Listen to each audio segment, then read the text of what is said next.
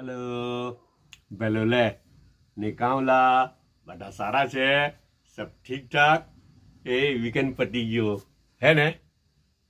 આરામ પતી ગયો પાછું કામે લાગી જવાનું હે ને પણ ઘરવાળો આવે છે ને આજે હું કીધું ખબર મેસેજ આવ્યો ઉપરથી હું મેસેજ આવ્યો ખબર એમ કે કેરું નરમ થઈ ગયેલું છે વધારે નરમ થઈ ગયેલું છે તો નહીં મોકલ્યું ભાઈ કેરું નાસ્તામાં નહીં મોકલ્યું હવે કેળાવાળો હમણાં આવે ને પછી કેળા લે હે પછી હવે પાછું બપોરે રાતના એમ તેમ કાલે મળે બરાબર પણ આજે નાસ્તામાં કેળું નહીં આવે હે ને પેલું આપણે 2-4 દિવસ પહેલાં જોયેલું ને પેલું શું જોયેલું આપણે કે પરાઠા બનાવેલા ખબર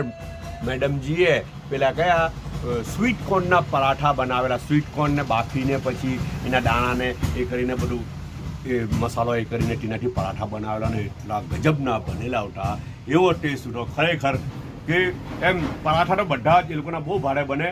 બધા જ પરાઠા એકબીજાથી ચડિયાટ આવે કયા પરાઠાને પહેલા નંબર પર મૂકે ને કયા બીજા પર મૂકે તે એક સવાલ થાય સાચું કેમ રિયલી કે મેં મૂકે એટલી બધી છોટો નહીં મળે પણ રિયલી બહુ ટેસ્ટી આવે તો એટલા સારા બનેલા હતા હવે એમાંથી પેલું બનેલું હતું બચેલું હતું પેલું બધું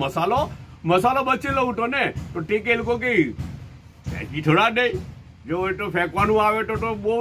ભારે લાગે જીવ પર જો આવે એ લોકોને એટલું જીવ પર આવે ખબર તમને ઓ જાણે કે પેલું કંઈ હાફ તૂટી પડે ને હા એવું લાગે કે ફેંકવાનું આ વસ્તુ વેસ્ટ થઈ જાય તો એ લોકોને બહુ જ લાગે ખબર જરા બી વેસ્ટ નહીં થવા દે તેમાંથી પાછું હું કર્યું ફૂડ ફ્યુઝન કરી લાગ્યું તેમાંથી હું કર્યું ફૂડ ફ્યુઝન કરીને બ્રેડ મંગાવી ને બ્રેડની બોર્ડર એવું કાઢ્યું ને ટીના અંદર તે ફિલિંગને ભર્યું તે ફિલિંગ ભર્યું અંદર વચમાં ને પછી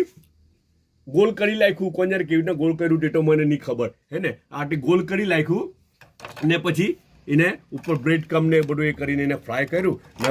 મસ્ત રોલ બનાવી કાઢ્યા સ્વીટ કોર્નના રોલ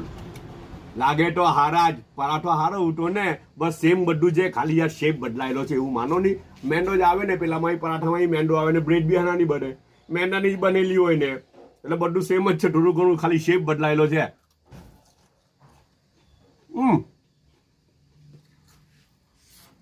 બહુ ગરમ છે પણ હારા છે ને બીજું શું છે ખબર આ કલાકંદની મીઠાઈ આવે છે મીઠાઈ કે બરફી કે જે કોણ જરા મન નહીં સમજ પડતી પણ કલાકંદની મીઠાઈ આવે છે સ્વીટ ડિશમાં ને ચાયનો 1 કપ આવેલો છે પાછા મળું ઇન્શાલ્લાહ